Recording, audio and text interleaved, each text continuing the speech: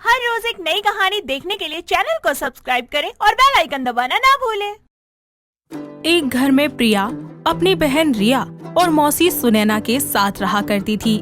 रिया थोड़ी कम सुंदर थी तो वहीं प्रिया बहुत ही ज्यादा सुंदर थी, जिसकी वजह से रिया अपनी छोटी बहन से नफरत किया करती थी। ऐसे ही एक दिन अमन नाम का एक लड़का रिया को देखने अपनी माँ अनीता के साथ उसके घर आता है, जहाँ रिया की माँ सुनैना उन लोगों का स्वागत करते हुए उनसे कहती है, आइए आइए, आने में कोई प्रॉब्लम तो नहीं हुई? नहीं बहन, बस आप लड़की दिखा दीजिए हमें। हाँ, बस अभी बुला देती हूँ। इतना बोलकर कुछ ही देर में प्रिया अपनी बहन को अच्छे से तैयार करके उसे सबके सामने ले आती है। पर अमन और उसकी माँ जब उन दोनों बहनों को देखते हैं तो उन्हें रिया की जगह प्रिया पसंद आती है, जिस पर अनीता बोलती है, अरे बहन, हमें रिया नहीं बल्कि प्रिया पसंद है, तुम्हारी छोटी बेटी। तो मैं ये चाहती हूँ कि मेरे घर की बहू तो प्रिया ही बने। पर रिया मेरी बड़ी बेटी है और बड़ी बेटी के होते हुए पहले छोटी की शादी कैसे हो सकती है? बहुत हो गया आपका, आप लोग जा सकते हो यहाँ से, क्योंकि आपके बेटे की शादी प्रिया से नहीं होगी। हाँ हाँ, जा रहे हैं। ना तो शक्ल है और ना ही कोई संस्कार। हमें भी नहीं करना ऐसे घर में कोई रिश्ता। चल बेटा यहाँ से। इतना बोलकर अनीता अपने बेटे को लेकर वहाँ से चली जाती है, जिसके बाद सुनैना और रिया मिलकर प्रिया को खरी खोटी सुनाना शुरू कर देते हैं। इस सब के बाद बेचारी प्रिया रोते हुए घर से चली जाती है और चलते चलते एक पेड़ की छांव के तले जाकर बैठ जाती है और रोते हुए खुद से कहती है, हे भगवान, इसमें मेरी क्या गलती है कि अगर मैं सुंदर हूँ और लोग दीदी को नापसंद कर मुझे पसंद कर लेते हैं। आखिर दीदी और मासी मुझसे इतना क्यों चिढ़ती है? क्योंकि मैं एक अनाथ हूँ। काश मेरे भी माता पिता होते, मैं भी उनके साथ रहती, मुझे ये सब कुछ कभी ना सहना पड़ता। वो खुद से बातें कर ही रही होती है कि तभी अचानक उसे एक आवाज सुनाई देती है। क्या हुआ? तुम मुझे अपनी समस्या बता सकती हो, मैं तुम्हारी मदद करूंगा। तुम कौन हो? मेरे सामने क्यों नहीं आते? मैं तुम्हारे सामने ही हूँ। मैं एक जादुई पेड़ हूँ जो हर एक भले इंसान की मदद करता है। मैं अपने घर वालों से बहुत दुखी हूँ। मेरी बड़ी बहन की शादी नहीं हो रही और सबको ये लगता है कि उसकी वजह सिर्फ और सिर्फ मैं और मेरी सुंदरता है। मुझे एक ऐसा साथी चाहिए जिससे मैं अपना दुख सुख बांट सकूं, उससे बात कर सकूं। मैं हूँ ना, तुम डरो मत। इतना बोलकर प्रिया उससे चिपक कर रोने लगती है। तभी वो जादुई पेड़ उसकी खराब हालत को देखकर उसको प्यारी सी एक सैंडल देता है, जिसे देखकर वो बहुत ज्यादा खुश हो जाती है। कुछ ही देर के बाद वो वापस अपने घर लौटती है। उसके पास इतनी ज्यादा सुंदर सैंडल देखकर रिया उससे बोलती है, ओह, इतनी महंगी और सुंदर सैंडल कहाँ से मिली तुझे? चोरी की है? बता जल्दी, कहाँ से मिली? नहीं, मैंने चोरी नहीं की है। तो इतनी महंगी और सुंदर सैंडल तेरे पास कहाँ से आई? मैं सच कह रही हूँ, मैंने कोई चोरी नहीं की है। वो तो मैं बाहर रोड पर गई थी तो वहाँ मुझे मिल गई और मैं उठा कर ले आई। अच्छा, तो खुद को चालाक और मुझे बेवकूफ समझती है। सच सच बता दे कि तुझे कहाँ से मिली ये सैंडल? किसी से तेरा चक्कर तो नहीं चल रहा? अरे तुझे शर्म तो आती नहीं? एक तो ना मेरा घर बसने देती है और खुद दिन भर मटर गश्ती करती रहती है। नहीं, ऐसा कुछ नहीं है। सच में दीदी, मेरी बात का यकीन कीजिए। रिया प्रिया से बार बार उस सैंडल के बारे में पूछताछ करती है, लेकिन प्रिया उसे कुछ भी नहीं बताती।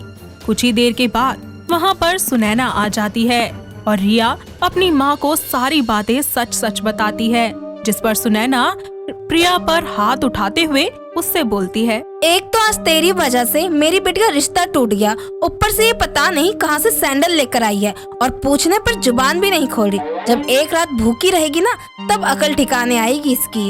ये बोलकर सुनैना और रिया उसे एक कमरे में बंद करके वहाँ से चली जाती हैं।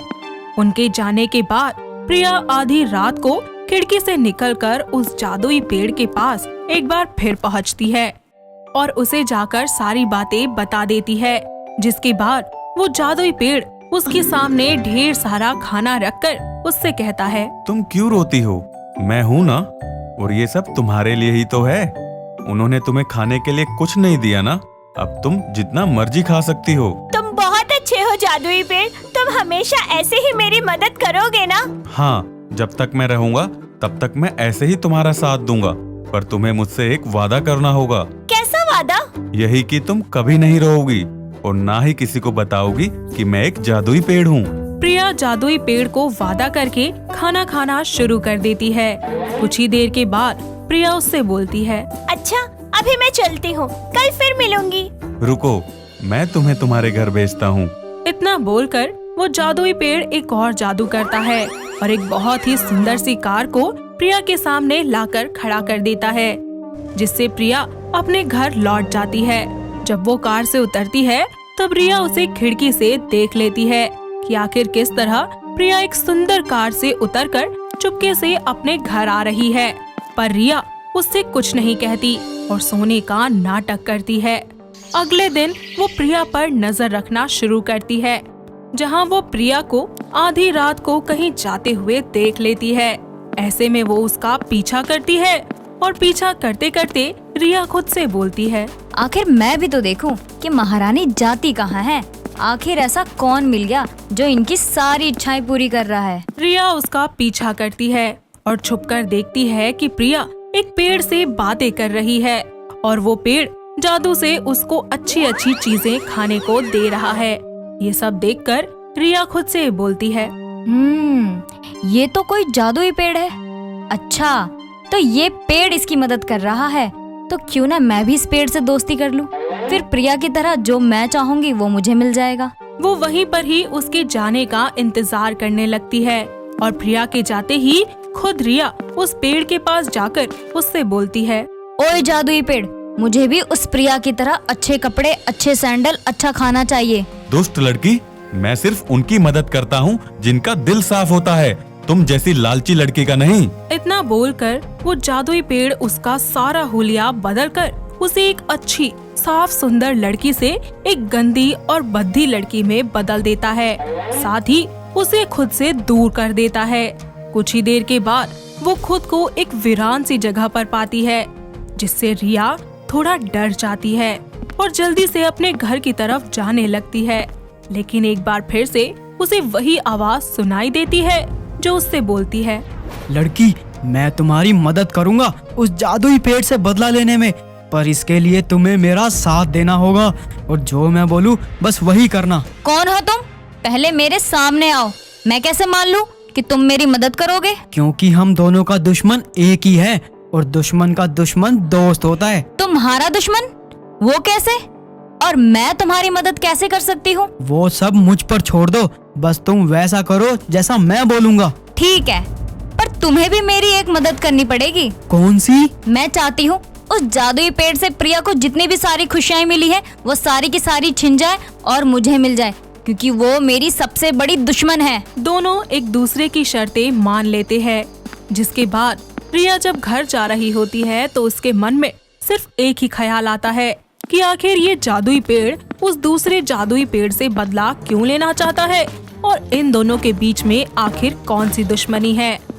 तो दोस्तों, अगर आप रिया की ही तरह इन सवालों के जवाब जानना चाहते हैं तो स्टोरी के अगले भाग को देखना ना भूलें।